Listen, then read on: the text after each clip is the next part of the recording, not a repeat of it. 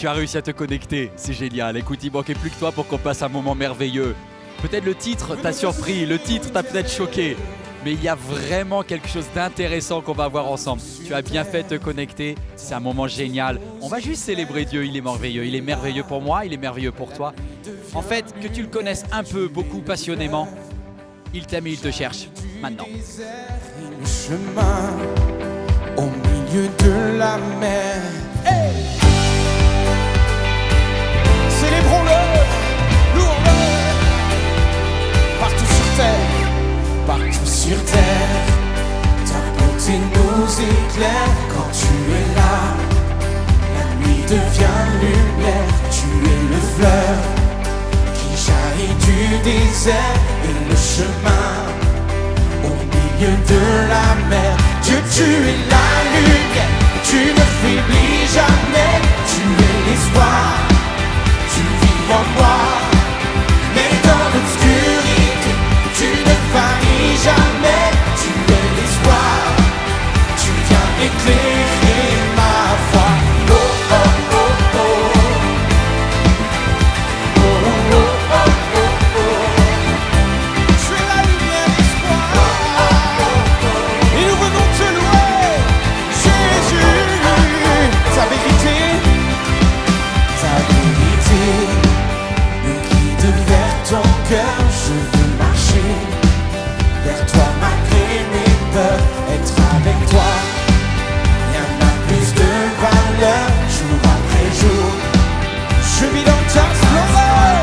Dieu, tu es la lumière, tu ne faiblis jamais, tu es l'espoir, tu vis en moi, et dans l'obscurité, tu ne faillis jamais, tu es l'espoir, tu viens éclairer ma voix.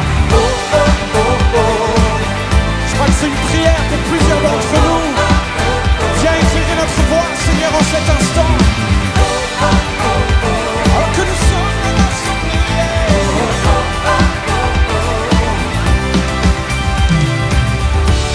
Oui, tu l'as scellé dans le ciel, ta victoire éternelle, tu l'as gravé dans mon cœur, ton amour pour toujours.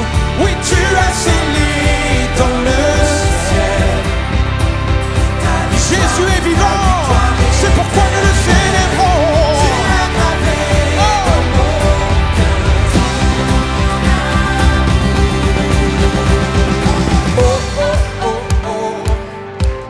C'est lui que nous acclamons. La lumière, 1, 2, 3. Dieu, tu es la lumière, tu ne faiblis jamais, tu es l'espoir, tu vis en moi, et dans l'obscurité, tu ne faillis jamais, tu es l'espoir, tu viens éclairer ma voix. Oh oh oh oh, Jésus. Oh oh oh oh oh, la la la la la la. Oh oh oh oh, oh oh oh oh. Est-ce qu'on peut acclamer celui qui est la lumière, celui qui ne faillit jamais, en tout temps, en toutes circonstances? Alléluia. Oui Seigneur, nous sommes là pour toi. Nous sommes venus t'adorer en esprit et en vérité. Quels sont ceux qui sont venus adorer en esprit et en vérité? Alléluia. Que nos chants soient comme un signe, nos louanges un accueil. Nous sommes là pour toi. Rien d'autre. Alléluia. Et nous sommes là pour toi, Seigneur.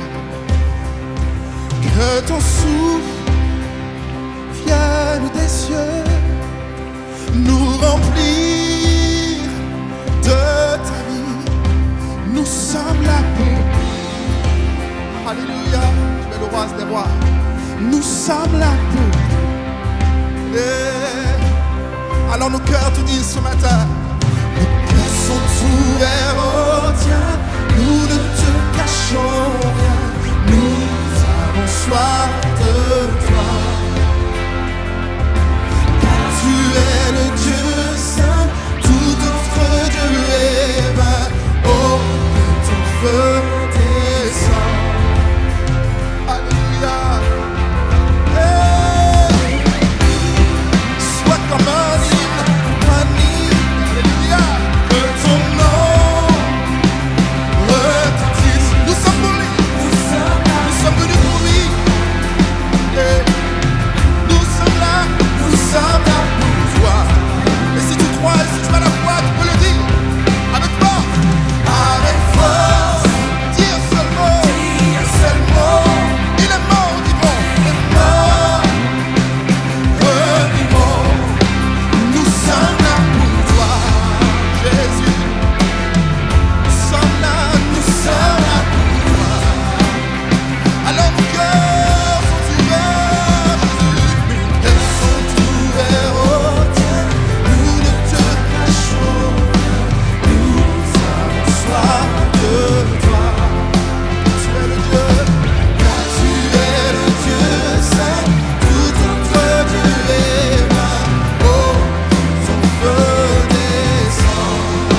Chante église, nos cœurs sont ouverts, alléluia. Tu es le Dieu de vérité, nous avons soif de toi. Tu es notre guérisseur, tu es le Dieu saint, tout autre Dieu est vain. Oh, ton feu. Alléluia, est-ce qu'on peut lever le main vers le ciel et acclamer notre Dieu? Oui, son esprit vient parmi nous et nous touche et nous bouleverse dans sa présence, parce que nous voulons l'accueillir en esprit, en vérité. Si un peuple qui crie, qui languit vers le Seigneur, le Seigneur, et nous voulons t'accueillir. Seigneur, nous t'accueillons. Seigneur, nous t'accueillons. Oh, roi de l'amour, tu es le bienvenu. Seigneur, Seigneur, nous t'accueillons. Seigneur, nous t'accueillons. Oh, roi de l'amour, tu es le bienvenu. Que notre ta-ta-ta.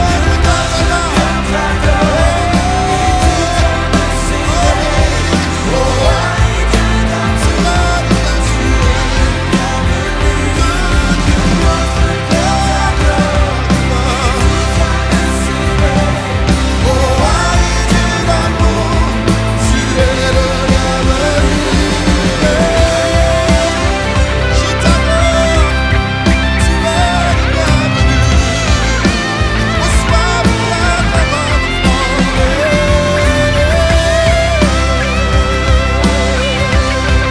Jésus, viens parmi nous.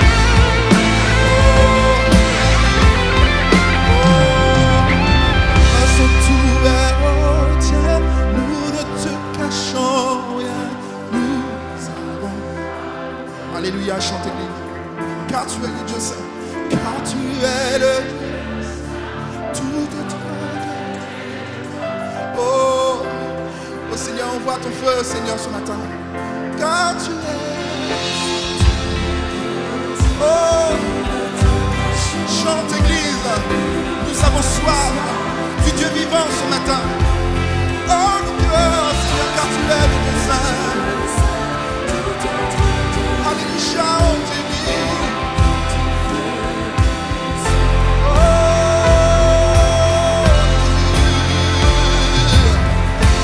Oh, viens, Esprit de Dieu, Esprit de puissance, Esprit de grâce, de vérité, et relève-nous ce matin, parle-nous ce matin, parce que nous voulons t'accueillir.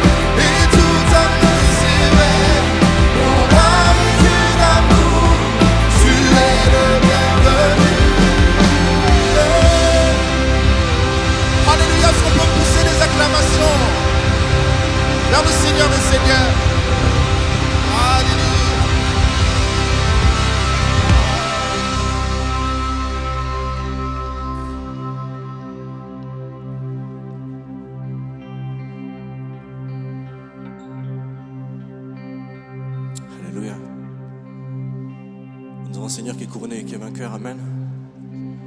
Il combat toutes choses pour nous.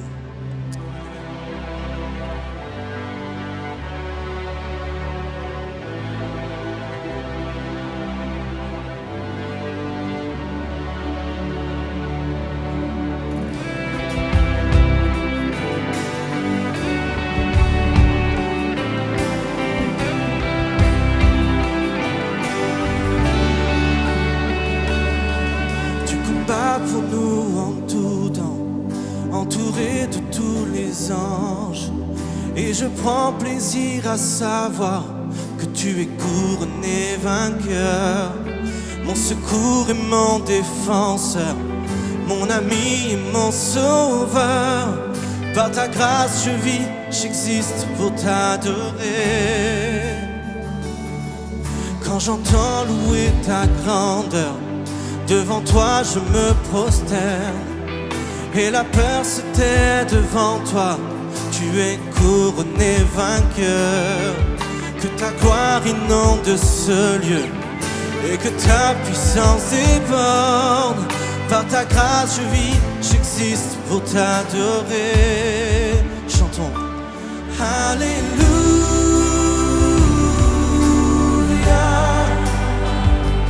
Tu as triomphé, tu as triomphé.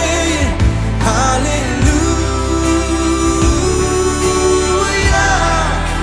Jésus, tu as triomphé du monde. Oh, oh, oh.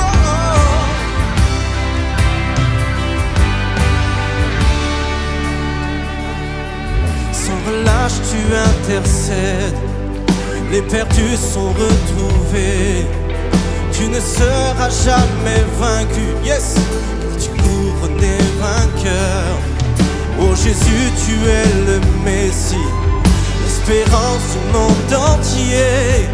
Par ta grâce je vis, j'existe pour t'adorer. Alléluia.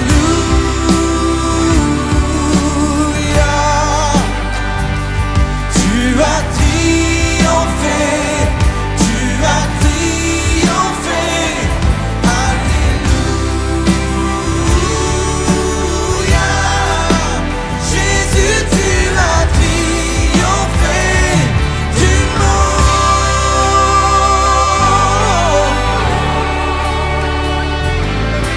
Jésus a triomphé du monde, amen. Il n'y a aucune forteresse, aucun mur, aucune montagne, rien un obstacle se mettra devant Jésus. Alléluia. On peut taper des mains. Yes.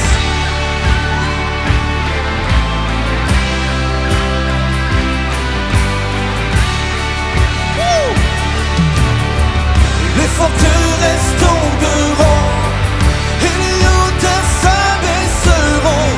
Tu es couronné vainqueur, tu es vainqueur, tu es vainqueur. Les forteresses tomberont et les hauteurs s'abaisseront. Tu es couronné vainqueur, tu es vainqueur, tu es vainqueur. Les forteresses tomberont et les hauteurs s'abaisseront. Tu es couronné vainqueur, tu es vainqueur, tu es vainqueur. Elles tomberont et les hauteurs s'abaisseront. Tu es couronné vainqueur, tu es vainqueur, tu es vainqueur.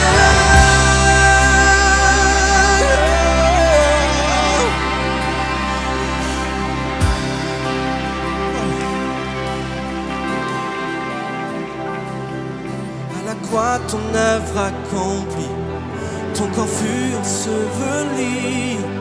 La mort n'a pu te retenir. Tu es couronné vainqueur. Tu es couronné, tu es couronné, tu es couronné. Yeah. Alléluia.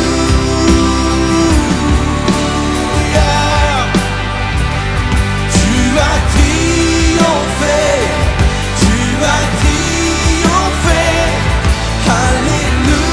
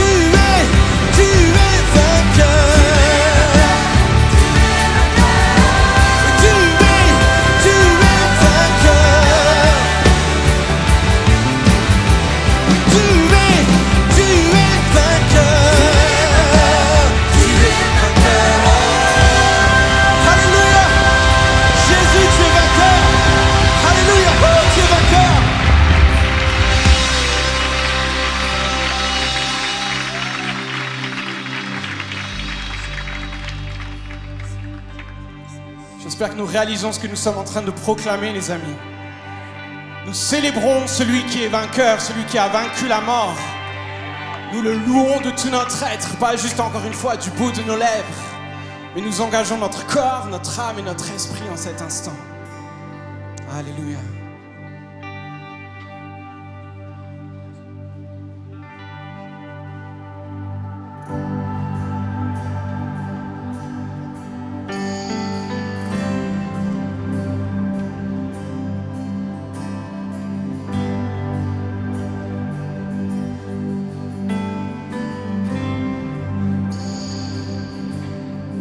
Christ est ma seule fondation, le rocher de ma vie, quand tout autour de moi est détruit. En lui est mon appui, car j'ai mis ma foi en Jésus. Il ne m'abandonne pas, sa parole est solide et sûre. Il ne me laissera jamais.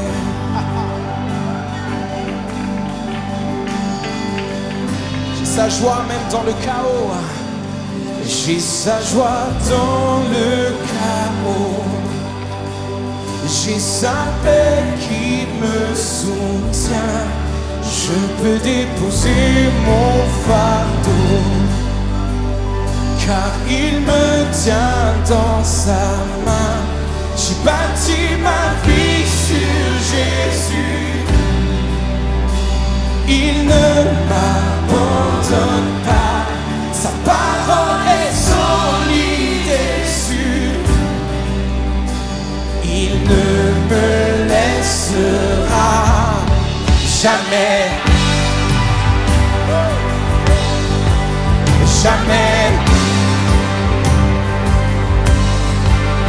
Il ne faillira jamais. Il ne faillira jamais. Jamais. Jamais. Il ne faillira jamais. Il ne faillira. Rechantons, Christ est ma seule. Christ est ma seule fondation. Le rocher de ma vie, quand tout autour de moi est détruit. En lui est mon appui, car j'ai mis ma foi en Jésus. Il ne m'abandonne pas, sa parole est solide et sûre. Il ne me laissera jamais, jamais. Il ne faillira jamais. Il ne faillira jamais. Et Seigneur, nous le croyons que c'est une parole pour nos vies, mais c'est aussi une parole pour ce monde. Tu tiens ce monde dans ta main, malgré le chaos, malgré les incompréhensions. Tu restes Dieu, tu es l'Éternel. Alors qu'il y ait le vent, qu'il y ait la pluie, nous ne tremblerons pas, car nous sommes bâtis, fondés sur toi. Le vent, la pluie déferlent sur ma vie, mais j'ai bâti ma maison sur Jésus-Christ. Essaye ensemble. Le vent, la pluie déferle sur ma vie, mais j'ai bâti ma maison sur Jésus-Christ. Déclarons-le encore. Oh, le vent, la pluie déferle sur ma vie, mais j'ai bâti suis Christ. Alors je ne tremblerai pas, je ne tremblerai pas. Je suis fondé sur toi, je suis fondé sur toi. Je ne tremblerai pas, j'ai bâti ma vie sur toi, Jésus. Oh, oh, oh. Oh, oh, oh, oh. Je ne tremblerai pas, non, non. Oh, oh, oh, oh. J'ai bâti ma... Alors on peut proclamer encore, Christ est ma seule fondation. Le rocher de ma vie, quand tout autour de moi est détruit, en lui est mon appui. J'ai pris ma foi en Jésus, il ne m'abandonne pas. Sa parole est solide et sûre.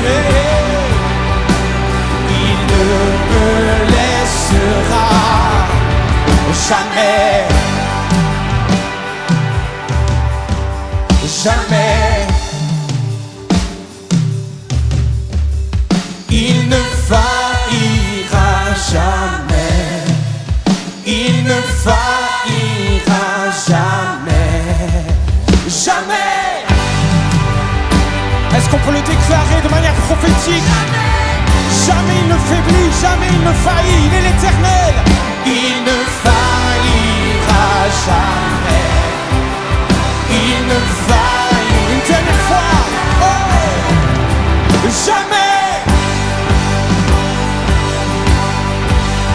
jamais. Il ne faillira jamais, il ne faillira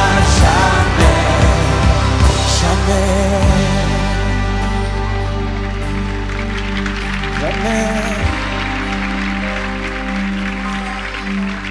Parce que tu es l'éternel Dieu, tu restes le même hier, aujourd'hui et pour toujours.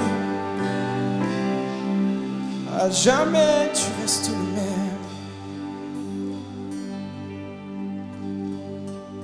Ta promesse est vraie et ta fidélité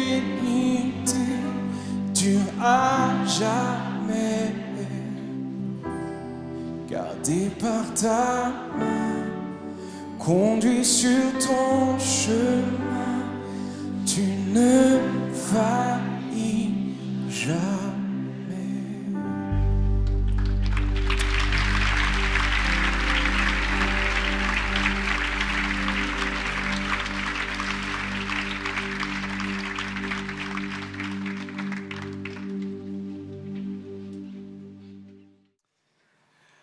Bonjour à chacun, bonjour à chacune. C'est une joie pour moi d'être avec vous et franchement, vous m'impressionnez, je voudrais vous le dire. Vous êtes capable de dire des choses sur Dieu que je trouve assez incroyables. Dieu, j'ai confiance en toi, tu ne m'abandonneras jamais. Je suis assis sur une ferme fondation. Demande à ton voisin s'il est sérieux dans tout ce qu'il a dit. Toi qui es devant ton écran, pareil. Parce que honnêtement, si vous êtes aussi solide que vous le dites, ça me fait plaisir. Maintenant, si on est complètement transparent, honnête devant Dieu, il y a des moments où on est quand même hyper fragile. Rien de craquer et on est quasiment à dire Dieu, franchement, qu'est-ce que tu fais? J'ai l'impression que tu m'as abandonné, t'es où? Il se passe quoi? Etc. Et le message que je voudrais voir aujourd'hui, c'est un message qui va me chercher parce que ça parle de la différence entre ce que l'on dit être, ce que l'on pense, nos clichés, et puis la réalité en fait. C'est l'histoire de deux êtres qui ne se connaissent pas, qui se sont jamais rencontrés, qui croient en Dieu tous les deux, qui vivent dans deux pays différents, et il va y avoir un télescopage divin. Il y en a un, c'est un serviteur de Dieu, il est auréolé de gloire dans son pays, qui est Israël, c'est le prophète Élie, et elle, c'est une femme, une Libanaise, dans le territoire de Sidon, qui est une mère célibataire veuve, qui vit dans la misère, et les deux ne le savent pas, mais ils meurent de faim. Et cette collision, c'est ce que nous allons lire en cet instant. C'est dans le premier livre des Rois au chapitre 17. Élie se mit donc en route et se rendit dans la ville de Sarepta. Lorsqu'il arriva à l'entrée de la ville, il aperçut une veuve qui ramassait du bois. Il l'appela et lui dit « S'il te plaît, va me puiser de l'eau dans une cruche pour que je puisse boire. » Et comme elle partait en chercher, il la rappela pour lui demander « S'il te plaît, apporte-moi aussi un morceau de pain. » Mais elle répondit « Aussi vrai que l'Éternel, ton Dieu, est vivant, je n'ai pas le moindre morceau de pain chez moi. En fait, il me reste tout juste une poignée de farine dans un pot et un peu d'huile dans une jarre. J'étais en train de ramasser 2 petits bouts de bois. Je vais rentrer et je vais préparer ce qui me reste pour moi et pour mon fils. Car quand nous l'aurons mangé, nous n'aurons plus qu'à atteindre la mort. » Élie reprit et lui dit « Sois sans crainte, rentre et fais ce que tu as dit. Seulement, prépare-moi d'abord. » Répétez après moi, d'abord. C'est ça qui est un peu choquant. Donc, prépare-moi d'abord avec ce que tu as, une miche de pain, et tu me l'apportes, apporte-la moi. Ensuite, tu en feras pour toi et pour ton fils. Et là, il n'y a personne qui dit Amen. Ouais, parce qu'il y a une gêne. Il y a une gêne. T'as un homme de Dieu, un serviteur de Dieu qui vient, et objectivement, si je devais trouver un titre à cette histoire, c'est la veuve et le squatteur. Ou bien la veuve et le taxeur. Et non, mais restez là. Moi, je suis profondément choqué par cette histoire. Il y a une femme qui n'a rien à manger. Elle est en train de compter les derniers grammes de farine qui lui restent. Et là, il y a quelqu'un qui vient de nulle part et qui dit de la part de Dieu, tu me sers d'abord et les restes, c'est pour toi et pour ton fils. Et là, je sais ce qui se passe en cet instant pour toi qui est devant ton écran ou pour certains dans la salle. Tous vos boutons rouges, ils s'allument là. Tous les voyants, clic, clic, clic. Les pasteurs, c'est tous des voleurs. C'est le titre d'aujourd'hui. Les pasteurs sont-ils, je vais mettre un point d'interrogation, tous des voleurs? Tu peux enlever le mot pasteur, tu peux mettre curé si tu veux, tu peux mettre les prophètes de la gloire, tu mets ce que tu veux. Il y a un moment où tu te dis, franchement, ils sont sans gêne ces gens-là. Ils viennent. Encore, tu vois, si Élie, il était venu taxer les riches, tu vois. Mais il est parti taxer une pauvre veuve libanaise. Il y a quelqu'un qui dit, moi j'ai vécu ça en Guadeloupe. Il y a l'autre qui dit, à Kinshasa c'est pareil. Il y a un autre qui va dire, en Centre-Bretagne c'était différent, mais c'était à peu près la même chose. Parce qu'il y en a un, le curé, il a fait des choses abominables avec les enfants. Tu as le prophète de l'Éternel qui a fait danser les offrandes que tout le monde a données et qu'à la fin, il est parti avec la caisse, on ne l'a plus jamais vu. Non, il faut que ça sorte aujourd'hui, d'accord? Pourquoi il faut que ça sorte? Parce que, en fait, si vous avez vécu sur la terre, vous avez entendu une histoire qui vous a choqué. Soit vous l'avez entendu de quelqu'un d'autre, soit vous l'avez vécu à titre personnel. Je ne vais pas vous demander de lever la main, mais je sais qu'il y a ici devant son écran quelqu'un qui a regardé ce message parce qu'il se dit « Punaise, il va falloir dire la vérité. Il y a eu de l'escroquerie au nom de Dieu. Il y a eu des gens qui ont abusé de la vulnérabilité de certaines personnes. » Tu vois, il aurait été chercher, taxer un cadre dirigeant du Liban, pas de problème. Mais il est allé chercher une femme en situation de vulnérabilité parce qu'elle était veuve, qui n'avait rien à manger, et c'est à elle qu'il demande « Sers-moi d'abord ». Et là, tout ce qu'il y a en toi qui ressemble de près ou de loin à LFI, Mélenchon, ou je ne sais pas dans quel pays tu es, tu te révoltes. Tu as un côté révolutionnaire 1789, tu dis « J'en ai marre des religieux ». Alors, fais sortir tout ce que tu veux, et je vais te poser une question. Ok, maintenant que tu es énervé, maintenant que tu as pu l'exprimer, est-ce que tu veux rester bloqué et figé dans cet état-là toute ta vie? Parce que je peux vous dire sur la terre, le nombre de personnes qui ont été manipulées, arnaquées au nom de Dieu, il y en a beaucoup. Maintenant, il y a une différence entre avoir été arnaqué une fois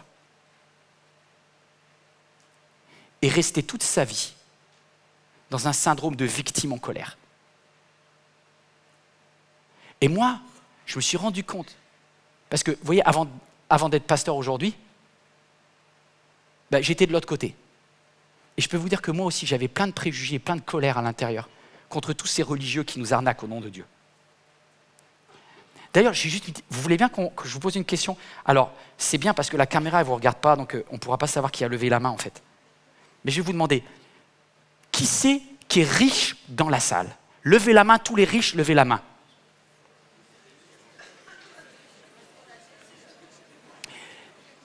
Ok, il y a 6 personnes qui ont levé la main. Alors, juste, il y a 1000 personnes. Non, juste pour que vous qui êtes devant votre écran, je sais que vous n'avez pas levé la main non plus, on va faire une prière parce qu'on n'est vraiment qu'une salle de craqués, de pauvres. On est tous à la ramasse. Seigneur, tu vois, vraiment, c'est une église de cas sociaux en grande difficulté aujourd'hui.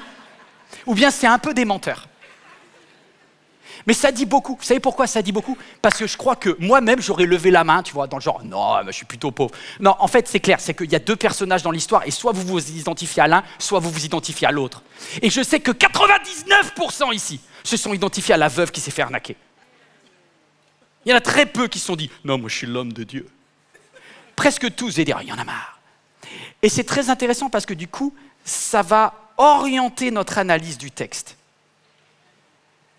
Et moi, je me suis considéré comme une veuve, tu vois. Alors que j'étais en train d'étudier le texte, quand moi j'ai dû le voter, j'ai voté comme la veuve. Et là, Dieu il m'a dit, oh, Yvan, j'ai des leçons à te donner. Soit tu restes sur tes blessures passées et on n'avance pas, ou soit tu acceptes de croire que Dieu est capable de réécrire ton histoire. Est-ce que quelqu'un veut que Dieu lui réécrive son histoire? Alléluia. Waouh, c'est parti. Ah non, non, non, non. Vous vous applaudissez, mais dans 5 minutes, vous allez arrêter d'applaudir. Vous allez dire, j'aurais jamais dû applaudir. Non, non. Grand 1, j'ai pris une grande leçon sur la générosité. Une grande leçon sur la générosité. Pourquoi une grande leçon sur la générosité? Parce que Dieu veut challenger ma générosité. Vous savez, on peut être généreux, mais jusqu'où? Alors, parce que, honnêtement, allez, on va tous se faire du bien. Nous sommes tous généreux, mais à condition que ça aille pas trop loin non plus, quand même.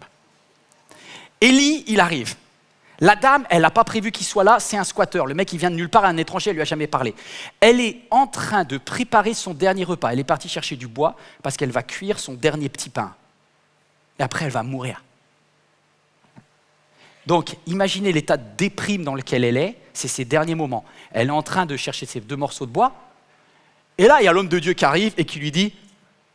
Bon, après, c'est normal aussi, c'est la culture, c'est ultra macho, on est il y a plusieurs milliers d'années. Je ne suis même pas sûr que ça aurait changé aujourd'hui dans tous les pays, mais bon, bref. Il dit, « Hé, femme, de l'eau !» Et la dame, honnêtement, sincèrement, la moitié des femmes dans la salle, déjà, il y en a qui diraient, tu peux te gratter. Oh, ouais. Maintenant, je parle pour les 50% qui se disent, de toute façon, je vais mourir. Au cas où il y a un bon Dieu dans le ciel, vaut mieux faire une bonne action avant de crever. L'eau, ça me coûte rien, ça me prend juste du temps, mais de toute façon, c'est fini. Autant arriver devant le bon Dieu en disant, t'as vu le relou que tu m'as envoyé, je lui ai même donné à l'eau. Alors franchement, je mériterais bien un peu de paradis. Donc tu vois, pour te rassurer, je suis sûr qu'il y a quand même une bonne moitié d'entre vous, des hommes et des femmes d'ailleurs, hein, qui auraient dit, l'eau, ça va, c'est gratos, je t'en donne. On est tous généreux avec ce qui ne nous coûte pas grand-chose. C'est vrai ou pas? Tu veux un peu de temps, un petit service, allez, pourquoi pas. Mais par contre,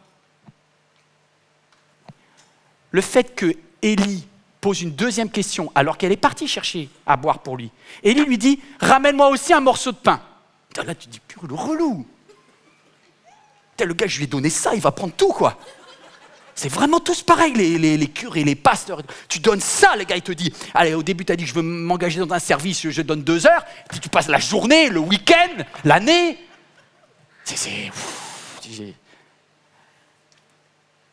Et là, elle a la même réaction que toi et moi. Elle dit non. Mais comme elle est classe, elle va le dire à ta façon, tu vois. Tu sais comment tu dis non quand quelqu'un... Tu sais, t'as quelqu'un qui a un feu, t'es bloqué, t'es pressé, t'es stressé, t'as un rendez-vous médical, là t'as le feu qui va passer au vert et t'as le mendiant qui est là, qui dit « Une petite pièce, dame !» Et tu dis « Purée, si je joue, je vais rater, je vais prendre le feu rouge, en plus j'ai pas de pièce et tout. » Non! Je te vois pas. Je te vois pas, t'existes pas. Et tu traces. Et là, elle lui dit, pour le pain, on oublie. Vous voulez qu'on décortique son analyse? Regardez, on fait tous pareil. Premièrement, première phrase, elle dit, désolé, j'en ai pas. Comment c'est bien pratique d'avoir que des cartes bleues aujourd'hui? Parce que tu as une bonne excuse pour pas donner quand quelqu'un te dit ah désolé, j'ai que une carte. C'est vrai, moi je fais ça, moi. Je parle pas de vous, je parle de moi. Enfin, je veux dire, quand ça me dérange, il y a un autre projet en tête, il y a un inconnu qui vient, je veux m'en débarrasser. Et puis après, j'ai la culpabilité qui rentre. Et comme je lui ai dit non, je dois justifier mon non. Il y en a d'autres, c'est ça. C'est que vous avez déjà dit non et après vous voulez vous en sortir en justifiant, histoire d'avoir une bonne conscience. Parce que ça t'a culpabilisé de ne pas donner quand même. Tu te pensais être généreux et puis là tu vois que tu n'es pas du tout généreux. Donc du coup tu dis voilà pourquoi je t'ai dit non. Donc je t'ai dit non parce que j'ai pas. Puis après elle se dit bon, la vérité c'est qu'elle n'a pas du pain sous forme de pain, mais elle a quand même de l'eau, de la farine, de l'huile. Donc elle pouvait faire un pain en fait. Et du coup elle lui dit non désolé, j'ai vraiment, mais presque rien tu vois. Et du coup, on joue un peu le misérabilisme. On le fait tous. Ah, désolé, c'est dur ces temps-ci. Non, là, je peux pas, là. Non, là, le mois, là. Le frigo, il n'y a rien. Moi, je vais voir ton frigo. T'as des magnums qui ont rempli le congélateur. Arrête. Non, mais il n'y a rien. J'ai un tout petit peu. Et... Est-ce que Dieu te challenge? Moi, il m'a challengé aussi. Hein. Et elle, du coup, elle se dit, ça suffit pas, il va pas me croire. Alors elle dit, en fait, je suis sortie pour ramasser 2 morceaux de bois. Je vais cuire le peu que j'ai. Et après, avec mon fils, on va attendre la mort. Je pense que c'est vrai, j'exagère un petit peu. Mais j'ai tendance à croire qu'elle en a peut-être rajouté un chouïa quand même. Parce que moi, je me rends compte que quand je ne peux pas donner, j'ai tendance à rajouter un chouïa aussi. Et Dieu, il connaît tout de toi. Et il ne va pas te laisser tranquille comme ça. Alors tu peux éteindre la vidéo maintenant et dire non, j'écoute pas. Ou bien tu peux juste te dire, ok, en fait, on n'est donc pas si généreux. Je ne suis pas si généreux que ça. Mais je vais aller plus loin.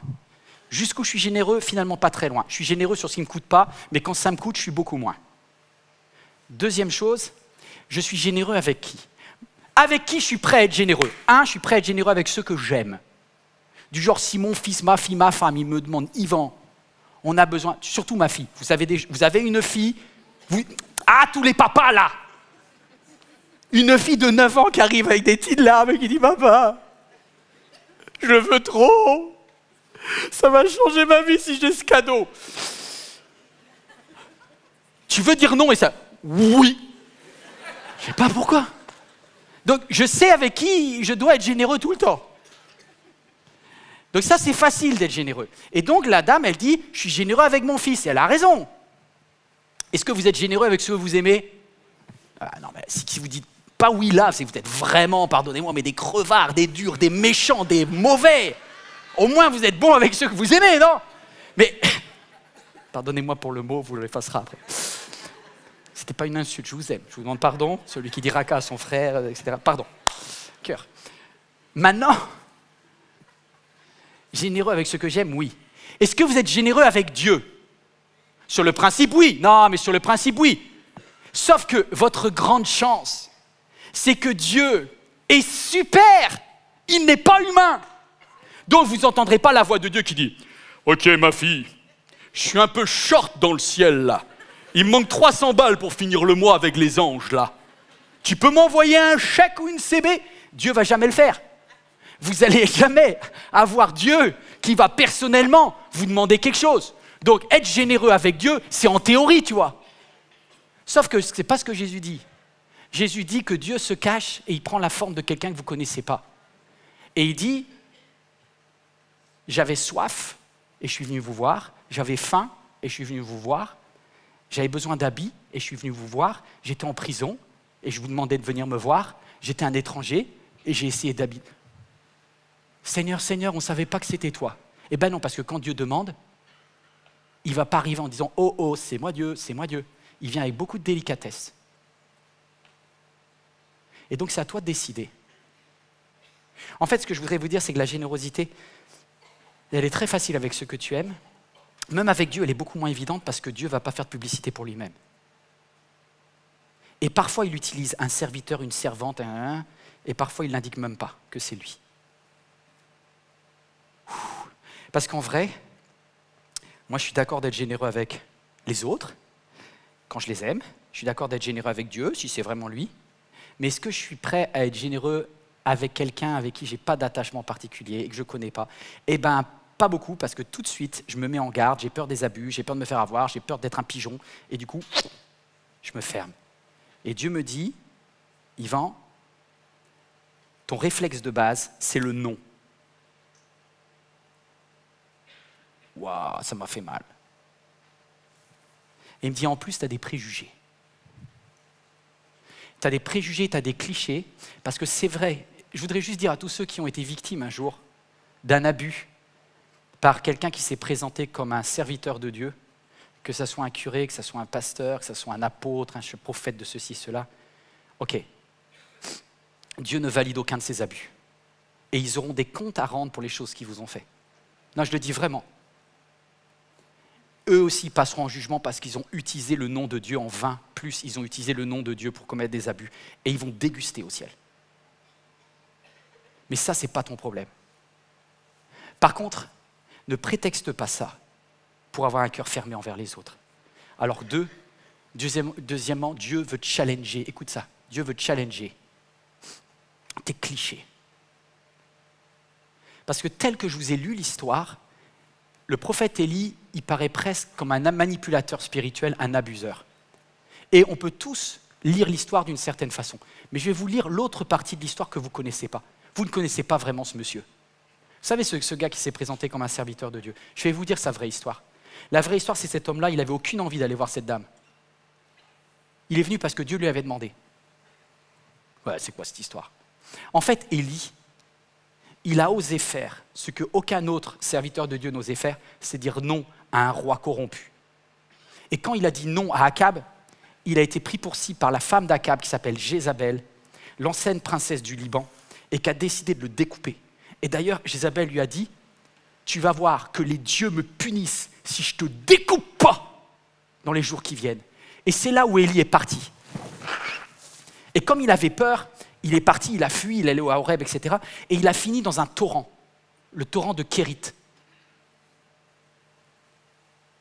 Et là, il n'avait rien à manger, mais Dieu lui a dit, fais-moi confiance, je ne vais pas te lâcher. Et je vais envoyer, alors c'est pas Uber Eats, hein. Ça aurait été bien, tu vois, le gars en moto qui vient et qui te livre ton truc, ton petit plat japonais, non, ça oublie. C'est des corbeaux qui amenaient de la viande avariée, mais au moins ils mangeaient. Alors, heureusement qu'il faisait chaud dans le désert pour cuire un peu la viande, sinon c'était dangereux. Mais il a été nourri de façon surnaturelle par des parachutages de corbeaux. C'est quoi aujourd'hui, Seigneur? Il devait attendre qu'un croix lui apporte sa nourriture. Donc je peux vous dire que cet homme-là, il aime Dieu. Hein, parce qu'il a eu du courage et il a morflé. Et quand Dieu lui parle, Dieu lui dit, tu vas aller dans une ville à Sarepta où j'ai demandé à un intendant du roi de mettre à disposition un Airbnb magnifique avec un frigo, tu ne peux même pas imaginer, tu vas commencer avec un kebab frites, mais hallucinant.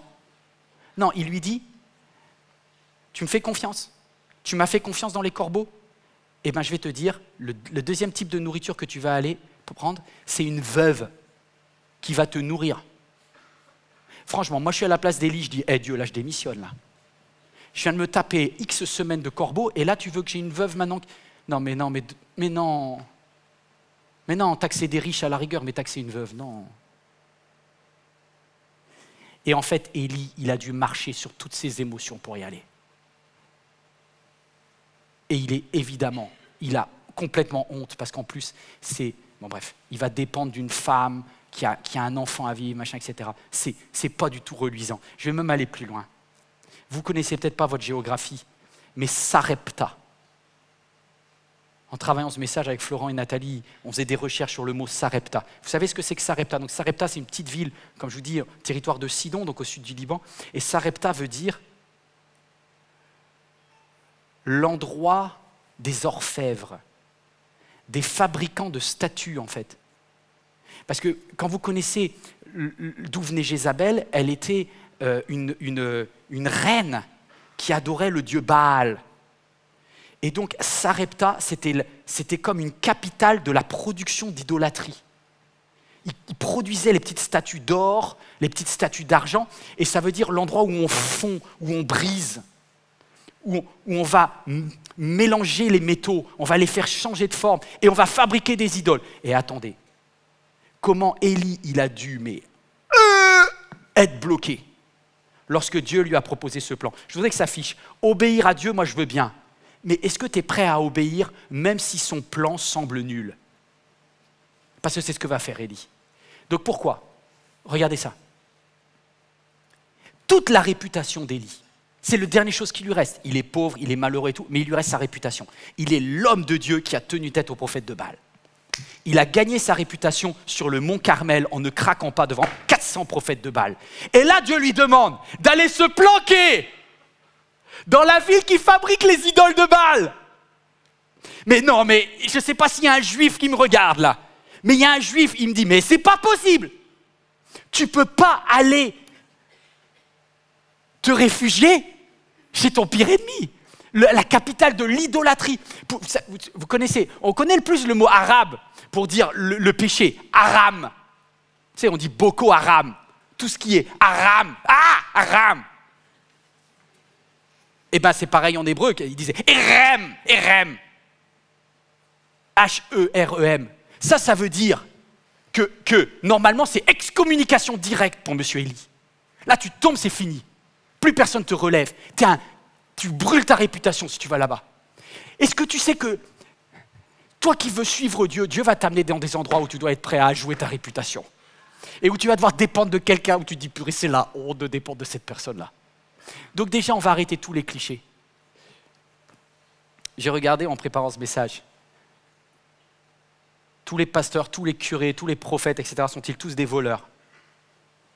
Est-ce que vous savez juste le salaire moyen d'un prêtre en France, catholique? Ça s'affiche sur votre écran. 950 €, tout compris. Alors je me suis dit, bah alors c'est pas possible parce que le SMIC c'est plus que ça. Eh ben non, il y a une dérogation spéciale pour les curés pour qu'ils soient payés moins cher que le salaire minimum. Alors vous allez me dire, mais bon quand même, ils ont la part de fonction. Hein. Alors, je vais vous raconter mon expérience personnelle. Je suis allé visiter une maison de curé. Je ne sais pas s'il y en a qui l'ont fait ici. Mais alors là, franchement, déjà je savais que c'était mieux d'être pasteur et que je bénissais Dieu. Mais alors tous mes clichés sont tombés. Hein. Les gars, ils aiment Dieu aussi. Hein. Parce que la maison humide, petite chambre, moi, je ne donnerais pas ma vie pour ça. Hein. Et je dirais pas, bien sûr qu'il y a des tordus, bien sûr qu'il y a des gens, mais juste ayons du respect pour tous ceux qui font un bon job. C'est la première fois que je fais de la pub pour des cathos de ma vie, mais ayons du respect pour ceux qui font un bon job. Et il y a des prophètes là. Toi, tu vois le prophète qui a brassé la monnaie. Mais tu ne vois pas les 99% qui, eux, ne ramassent rien du tout, donnent leur jour et leur nuit pour essayer de prendre au téléphone la madame ou le monsieur qui ne va pas bien, pour aller faire une visite à l'hôpital. Et la plupart des pasteurs évangéliques, par exemple, ne sont pas payés du tout en France. Mais c'est vrai en Afrique, je pense que c'est vrai aux Antilles, c'est vrai certainement aux États-Unis aussi. La plupart, ils ont un double job en fait. Moi, franchement, d'ailleurs, c'était un truc, j'avais tellement peur qu'un jour on m'accuse de piquer les thunes des chrétiens, que j'étais super fier. Lorsque j'ai implanté l'église en 2004 jusqu'en 2013, de dire « je ne reçois pas d'argent !» Je garde mon boulot de prof, parce que je ne voulais pas de rendre des comptes à des chrétiens relous. Parce que vous voyez le 1% de pasteurs abusifs, mais je peux vous dire, il y a au moins 1% de chrétiens relous aussi qui envoient des mails pour n'importe quoi. Donc c'est un peu plus compliqué. Tu vois, ça enlève les clichés. Tu sais, la personne qui t'a jamais donné 1 € mais qui te demande d'avoir un contrôle total sur tout, tu vois. Il y a aussi ça. Donc c'est pas les méchants, les gentils, c'est plus compliqué. Donc moi, ça m'a enlevé mes clichés. Et je voudrais juste rendre un hommage à tous mes collègues pasteurs qui ont presque fait l'extrême inverse. C'est-à-dire ont trop sacrifié pour les autres et pas assez pour leur famille. Je pense à tous les enfants de pasteurs qui n'ont pas vu leur papa ou qui se sont dit « mais papa, tu es là que pour les autres. Tu es capable d'écouter la dame là, qui va mal à 82 ans et passer tout ton week-end avec elle et nous, tu n'as jamais été capable de nous amener une seule fois de notre vie dans un parc d'attractions. » Tu vois, il y a eu plutôt l'extrême inverse. Donc, dans cette histoire, il n'y a pas la gentille veuve et le méchant Élie. Ces deux personnes qui ont des challenges incroyables, et les deux, et je termine par cela, doivent apprendre à fonctionner par la foi. Oh, est-ce que quelqu'un peut juste comprendre ce mot? C'est-à-dire une confiance totale en Dieu. Mais la confiance en Dieu, la foi, elle ne se voit pas avec tes paroles. La confiance en Dieu, elle se voit avec tes actions suite à sa parole. Troisièmement, Dieu veut challenger tes actions. Dieu veut challenger ta foi en action. En fait, chacun d'entre nous choisit d'agir ou pas, selon la parole de Dieu. Élie lui dit, il va se passer quelque chose. Et la dame, elle commence en disant, mais j'ai 3 fois rien.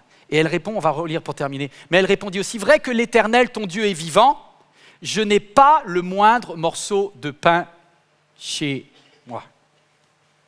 Je vais rentrer, je vais préparer ce qui reste pour moi et pour mon fils, et quand nous l'aurons mangé, nous n'aurons plus qu'à attendre la mort. Alors voilà l'incohérence de tous ceux qui, comme la veuve, sont capables de dire au début de la phrase « l'Éternel est vivant » et à la fin de la phrase sont capables de dire « mais moi je vais mourir ».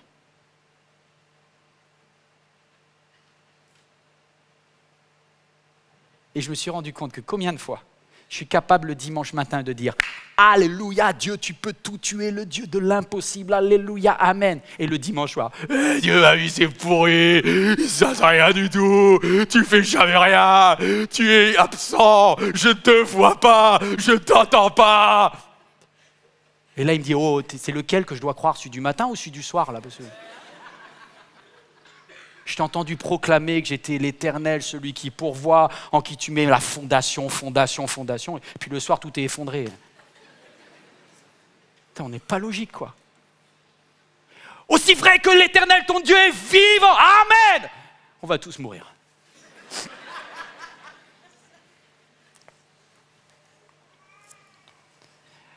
C'est comme si Dieu me disait en secret, il me dit, Yvan, arrête d'annoncer des paroles de mort sur ta vie. Parce que Dieu n'a pas dit son dernier mot. Dieu n'a pas dit son dernier mot sur ta vie. Dieu n'a pas dit son dernier mot sur ta vie. Dieu n'a pas dit son dernier mot sur ta vie. Alors, il n'est pas en train de nier tes problèmes, parce que Élie dit, j'entends, sois sans crainte. Il n'est pas en train de lui dire, tu stresses pour rien. Non, vous avez raison de stresser. Moi aussi, je stresse des fois. Mais tu ne peux pas être contrôlé par tes craintes. Le juste vivra par la foi, pas par la crainte. La femme qui met sa confiance en Dieu vivra par la foi, pas par la peur. Seulement, prépare-moi d'abord. On peut lire ensemble, prépare-moi d'abord. Quoi? Avec ce que tu as, une petite miche de pain. Là, le mot d'abord, il m'a, poum. Prépare-moi d'abord.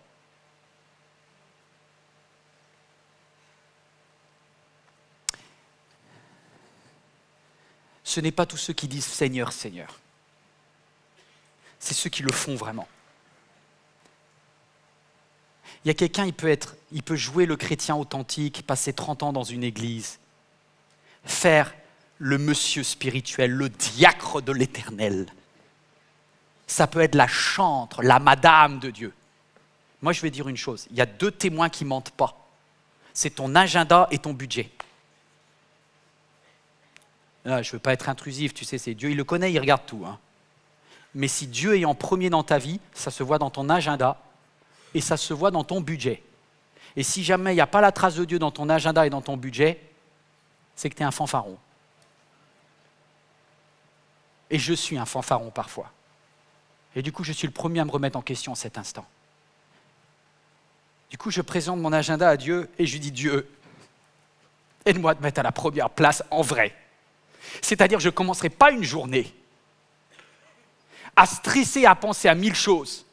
Parce que le radio-réveil a sonné, parce que ceci, parce que le portable m'a réveillé. Je vais commencer, et Seigneur, aide-moi à le faire tous les jours de ma vie.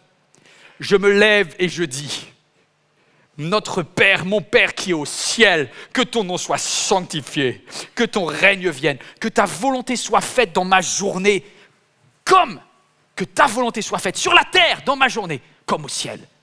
donne-moi le pain dont j'ai besoin. Je m'appuie sur toi. Pardonne-moi. Tu vois, c'est l'Éternel first, l'Éternel en premier. Mettez-moi à l'épreuve. Cherchez premièrement le royaume de Dieu et vous verrez si j'ouvre pas. Ah, alléluia. Est-ce que quelqu'un est prêt à dire, Dieu, je vais changer des choses dans mon agenda. À la fin de ce message, je prends mon portable qui a mon agenda où je vais sur calendar de Google, je fais ce que tu veux. Mais je mets une alarme. L'Éternel est le premier servi quand je me lève le matin. Il est l'alpha, il est l'oméga. Je termine. Même si c'est 30 secondes, je ne vais pas faire des longues prières. Seigneur, je m'endors en paix. Parce que tu es là, merci pour les anges qui sont dans la pièce à mes côtés. Et je te bénis. On se revoit demain, Seigneur. Il est l'alpha, il est l'oméga, il est le commencement et la fin. Et vous savez pas quoi? Vous pouvez encourager votre voisin ou votre voisine. Vous pouvez lui dire, la preuve, t'es venu. Tu avais faim de Dieu, t'es là aujourd'hui. Toi qui es en ligne. Bravo, finalement. Toi aussi, tu as voulu écouter quelque chose de Dieu et tu es même resté jusque-là et tu n'as même pas éteint la vidéo, bravo. Alors, tant qu'à être là, j'arrive à la conclusion, accroche-toi. Mais Dieu peut être là aussi dans ton budget. Non, je ne parle pas de l'eau gratuite. Hein. Non, ça c'est du temps en fait. Et c'est bien, parce que quelque part, quand tu sers un verre d'eau au moindre plus petit, le temps que tu as mis, c'est pour Dieu que tu l'as fait. Mais je parle de... Tu sais, le porte-monnaie, le truc, là, le cachet, là. Là aussi, Dieu doit être en numéro 1. Tu sais, tu n'es pas obligé, hein. Mais tu ne vas pas pouvoir toujours prétexter le fait que tu t'es fait arnaquer un jour pour ne plus donner pour toujours. Parce que tu te prives d'un principe spirituel. Dieu dit, celui qui fait confiance, qui me fait confiance dans ses finances, je bénis tout le reste de ses finances. Tu ne le fais pas pour gagner, hein. Tu le fais parce que tu dis, Dieu, tu es en 1 dans mes finances. Et moi, lorsque je donne à Dieu la première part, lorsque je donne ma dîme à Dieu, je dis, Seigneur, voici ça, cette part-là, je ne vais même pas la toucher, et je vais la donner au début parce que, honnêtement, en fin de mois, je sais ce qui va se passer, il n'y aura rien que dalle. Donc, je ne vais pas te laisser les miettes parce qu'après, je serai encore raqué, puis je te demanderai pardon, je vais vivre dans la culpabilité. Et le mois je dis, je donnerai la prochaine fois, puis j'oublie, puis voilà, puis c'est bien, puis la prédication est finie, puis heureusement, j'ai rien donné. Non. Je mets un principe en place. Voici la date que je choisis dans ma vie. Chacun choisit ce qu'il veut. Voici, j'apporterai à l'Éternel la part qui lui est due. Et tu sais pas quoi? Seigneur, c'est une petite graine, mais je la donne pour toi. C'est trop facile de dire, Dieu, un jour je te donnerai de la farine et de l'huile, un jour, quand j'en aurai. La dame, elle dit, j'ai 3 fois rien. Et le prophète lui dit, tu fais avec ce que tu as, je ne te demande pas de faire avec ce que tu n'as pas. Hein. Dieu ne te demandera jamais de donner ce que tu n'as pas. Il te dit, qu'est-ce que tu as dans ta maison? Les ingrédients de ton miracle sont déjà dans ta maison. Attends, écoute bien ça. Les ingrédients de ton miracle, sauf que tu ne le vois pas. Tu sais ce qu'il va falloir faire? Il va falloir passer de « je te donne tout, Seigneur ». Oui, prends tout, Seigneur. À « je mets les mains dans la pâte ». Alors, tu vois, la foi, punaise, je vais me salir. Ben, c'est comme ça, c'est ça la vie. Tu ne peux pas faire du pain sans touiller. C'est trop facile de dire « Dieu, je te mets en premier », mais ne pas mettre les mains là-dedans. C'est dans les aspects concrets où tu vas servir Dieu. Et Dieu est en premier dans le concret. Les déclarations d'intention, les « un jour je ferai peut-être », etc. Dieu il dit « Hey, tu sais pas quoi, je ne te demande rien du tout. C'est juste une question de foi. Est-ce que tu crois ma parole ?» Parce que je dis « Celui qui me fait confiance dans les plus petites choses de sa vie, je lui confierai des plus grandes. Mettez-moi à l'épreuve, dit l'Éternel, et vous verrez si je n'ouvre pas pour... Tu sais pas quoi? Tu n'es pas obligé de croire la parole de Dieu. Mais si tu le crois, sois juste cohérent, sois juste cohérente. Parce que soit Dieu, il est vrai aussi là-dessus, et il est vrai sur tout, ou bien soit Dieu, il a raison sur tout, sauf dans les finances. Alors c'est que tu as un petit problème et que tu as bien fait de regarder cette vidéo. Et moi, en tout cas, c'est ce que je me dis pour moi-même. Je dis, Seigneur, je ne touche rien sans d'abord servir Dieu. Waouh! Je vous ai dit, c'était compliqué aujourd'hui. Hein. La femme partit et elle fit ce qu'Élie avait demandé. Le pot, on lit le verset 16 ensemble.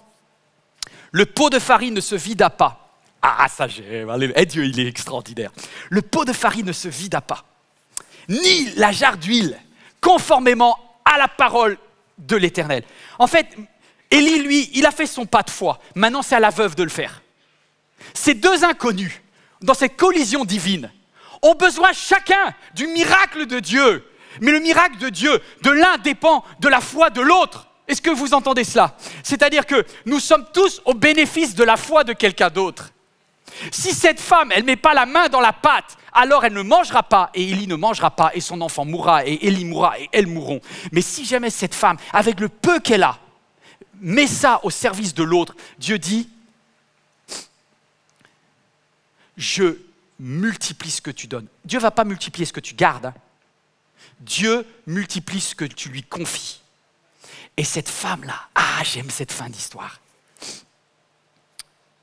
Le secret du miracle, c'est dans le fait de mettre ta foi en action. Et là, je me suis dit, mais à quoi ça sert l'Église? Eh bien, c'est comme si à ce moment-là, écoutez bien, je vous quitte là-dessus. C'est comme si j'avais entendu la voix de Dieu. Alors je préparais ce message. Quand je vois ces trois vies, Élie, cette veuve et son fils, tous les trois, vous voyez, vous visualisez la scène? Il n'y a aucun qui peut vivre sans l'autre. C'est ça l'Église. Individuellement, ils ont leur relation personnelle avec Dieu. Vous avez tous ici, vous êtes tous responsables. Toi, tu es responsable individuellement. Toi, tu es responsable individuellement. On est tous responsables individuellement. On peut tenir un temps chez soi tout seul. Mais voici ce qu'est l'Église. L'Église ne fonctionne que parce que la foi de quelqu'un fait vivre l'autre. La parole que Dieu a donnée à Élie est la clé pour la recette que la dame va faire, qui va faire que l'huile et la farine, c'est la foi qui va faire que tout d'un coup le pain, mais j'ai fait un pain, il reste autant de farine, et je recommence. Il en reste autant. La Bible dit que tant qu'Élie était resté chez cette dame, ils ont tous mangé, jusqu'à ce que Dieu envoie la pluie et qu'elle n'ait plus besoin d'Élie. Alléluia! C'est Dieu pourvoira à tous tes besoins selon sa richesse en Jésus-Christ. Sauf qu'il faut le croire. Et il ne faut pas seulement le croire, il faut le choisir, de dire je m'appuie sur ta parole. Mais l'église MLK, c'est quoi? C'est quelqu'un qui un jour a fait quelque chose pour toi et tu ne le connais même pas. Tu sais pourquoi tu as regardé cette vidéo? Alors, tu vas me dire, c'est compliqué de faire un lien parce qu'on ne sait pas, c'est un inconnu quelque part dans le monde qui un jour a fait un don. Et en fait, j'ai fait le calcul pour moi parce que je me suis dit, mais concrètement, comment on peut voir Dieu ce que tu fais du peu de farine ou de peu d'huile que je t'ai confié? Qu'est-ce que tu en as fait, Dieu? Vous ne le voyez pas. Vous ne savez pas ce qui s'est passé de ce que vous avez donné dans le passé. Parce que ce que vous avez donné, c'est d'offrir la vidéo à quelqu'un. En fait, chacun ici, vous êtes au bénéfice de ce que quelqu'un un jour a fait un don en fait. Un tout petit peu de farine, un tout petit peu d'huile. Moi j'ai fait le calcul, apparemment c'est comme si à chaque fois que tu donnes 1 euro, c'est une vidéo pour une personne. Parce que je regardais un petit peu le nombre de vues, etc. J'ai fait un peu ce calcul. Donc à chaque fois que tu donnes 1 euro, tu offres à quelqu'un la possibilité d'entendre un message de Dieu. C'est quand même top. Mais c'est pas le seul indicateur. Tout à l'heure j'étais avec les préparateurs au baptême là. J'ai vu de salles mes amis. Je voudrais que vous voyiez l'église. L'église, c'est pas seulement ceux qui sont devant leur écran ou ceux qui sont là. L'église, c'est des vies transformées en bas, là. Il y a 500 personnes cette année qui ont demandé de s'engager dans les eaux du baptême. Mais moi, je pleure. Si on m'avait dit qu'un jour, en France, il y aurait 500 baptêmes en une année, mais j'aurais dit, mais même pas la peine. C'est pas possible. Tu es en train de me parler du Brésil, tu es en train de parler du Congo, tu es en train de me parler... Mais tu ne parles pas de la France. Non, je peux te dire une chose. Il y a 500 vies qui sont trempées, mouillées de la gloire de Dieu. Et ça, c'est aussi ce que tu fais. Vous voyez, c'est des petites choses.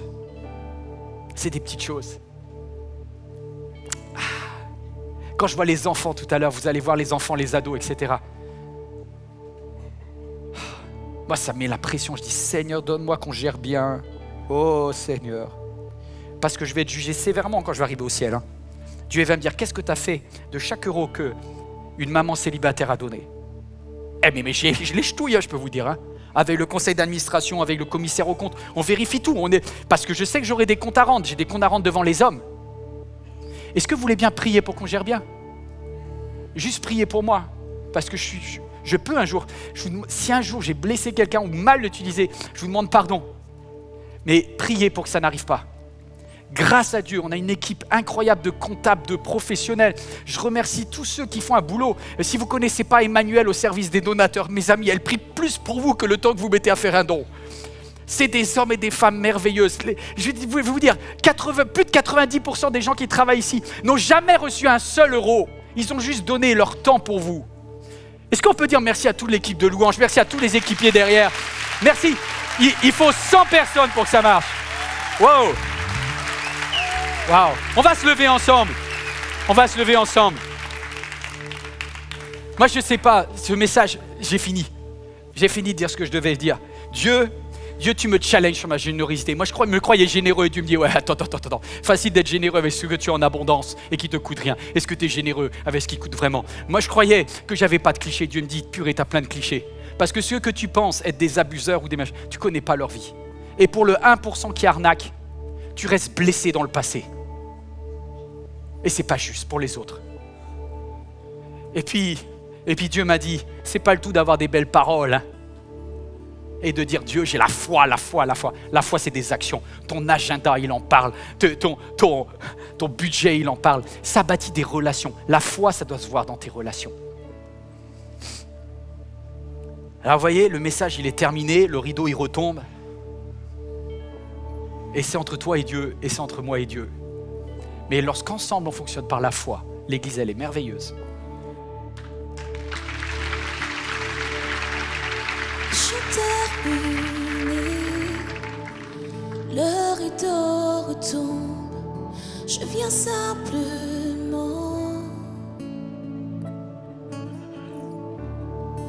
porter mon offrande, car j'ai le désir de réjouir ton cœur.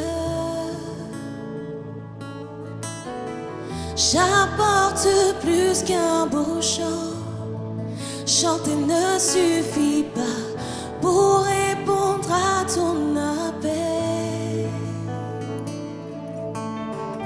Les apparences sont trompeuses, tu vois bien au-delà. Oh Dieu, tu sondes mon cœur. Je reviens au cœur de la louange pour tout centrer sur toi, centrer sur toi, Jésus. Oui, je renonce à tous mes faux semblants pour tout centrer sur toi, centrer sur toi, Jésus.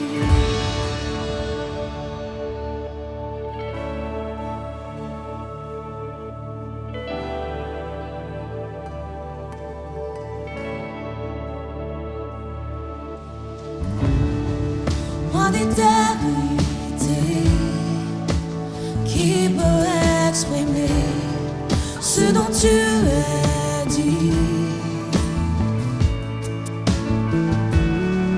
Bien que faible et beau, je te donne tout, prends toute ma vie. J'apporte plus qu'un beau chant. Chanter ne suffit pas pour répondre à ton appel. Les apparences sont trompeuses, tu vois bien au-delà. Oh Dieu, tu sondes mon cœur. Je reviens au cœur de la louange pour tout centrer sur toi.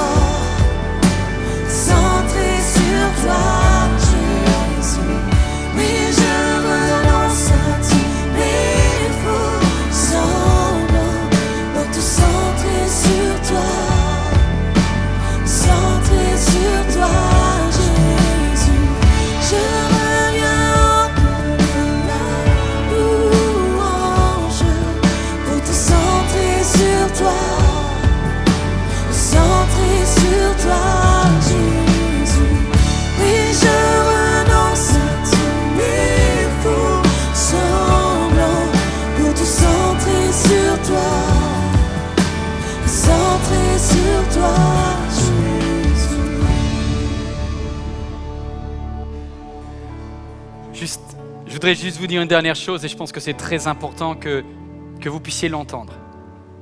Je ne peux pas demander pardon au nom d'un peuple entier, de gens qui se sont présentés comme serviteurs ou servantes de Dieu. Je n'ai pas cette autorité, je n'ai pas cette légitimité.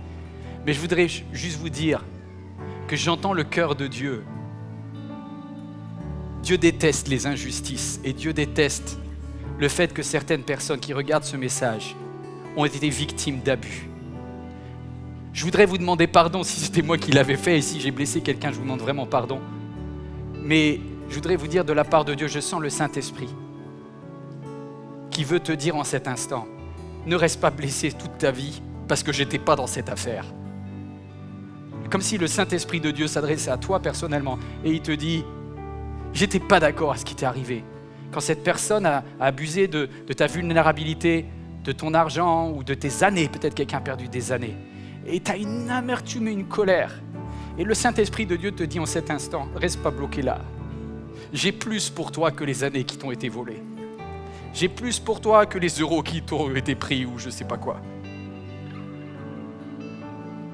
Ah, j'ai une parole. Dieu dit, je vous rembourserai les années que vous ont volées, la sauterelle, le grillon. Alléluia. Je sais que moi, un jour de ma vie, j'ai cru que ça n'arriverait jamais.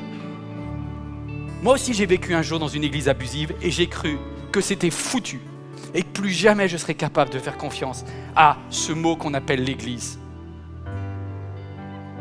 Et j'étais petit, j'avais 15 ans, lorsque je suis tombé sur ce texte de Joël, où Dieu écrit « Je vous rembourserai les années ».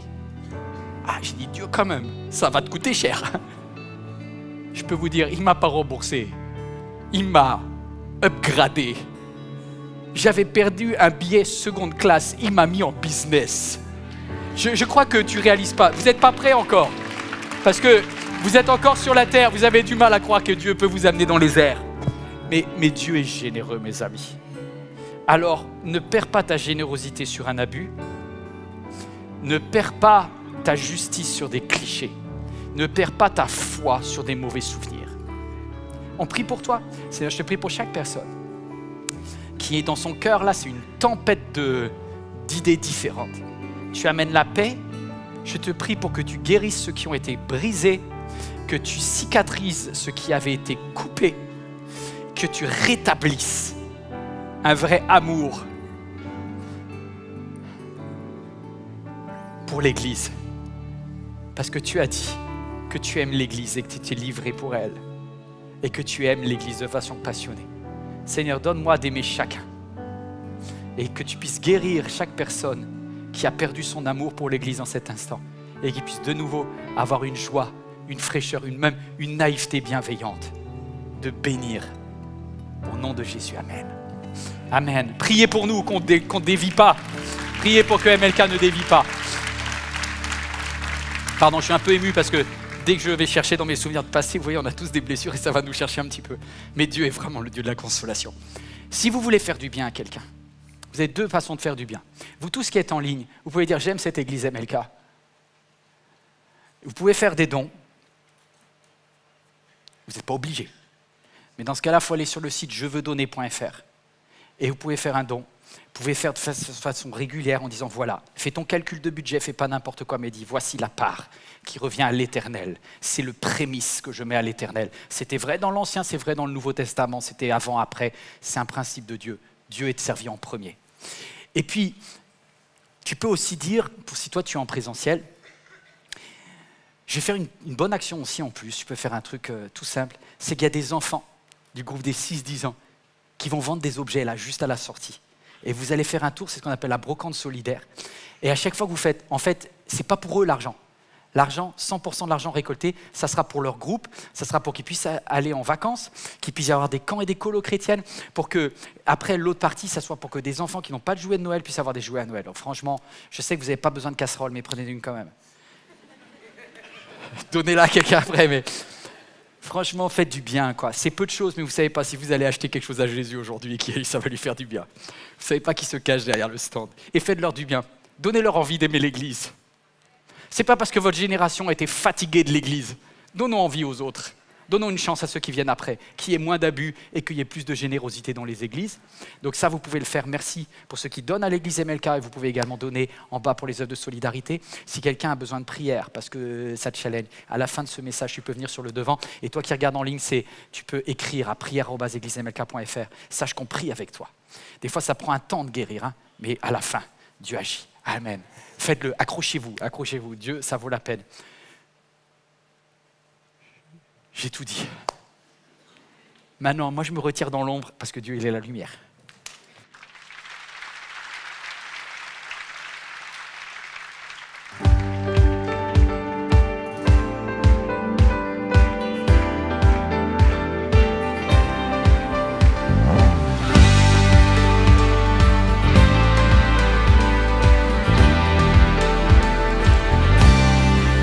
Partout sur terre, ta beauté nous éclaire quand tu es là.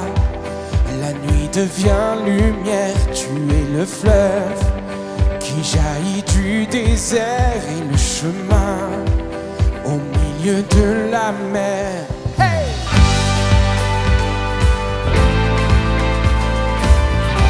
On le déclare ensemble, partout sur terre, partout sur terre. Tu nous éclaires quand tu es là. La nuit devient lumière, tu es le fleuve qui jaillit du désert et le chemin au milieu de la mer. Dieu, tu es la lumière, tu ne faiblis jamais, tu es l'espoir, tu vis en moi.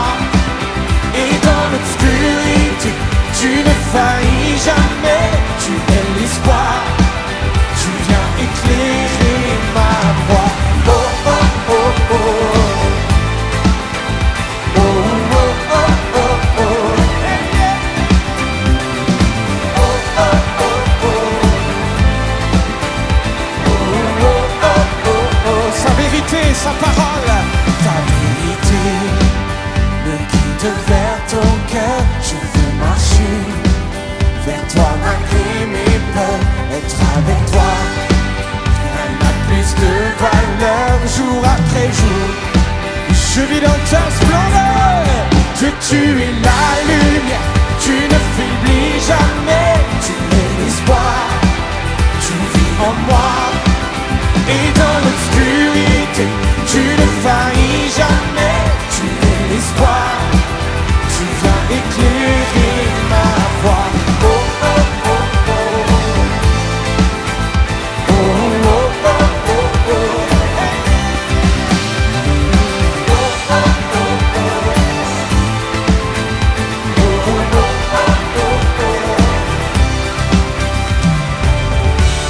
Oui, tu as scellé dans le ciel ta victoire éternelle. Tu as gravé dans mon cœur ton amour pour toujours. Oui, tu as scellé dans le ciel ta victoire éternelle. Oh, tu as gravé dans mon cœur ton amour. Hey, hey. Oh, oh, oh, oh. Oh, oh, oh, oh, oh. Dieu, tu es la lumière, tu ne faiblis jamais, tu es l'espoir, tu vis en moi. Et dans l'obscurité, tu ne faillis jamais, tu es l'espoir, tu viens éclairer le monde.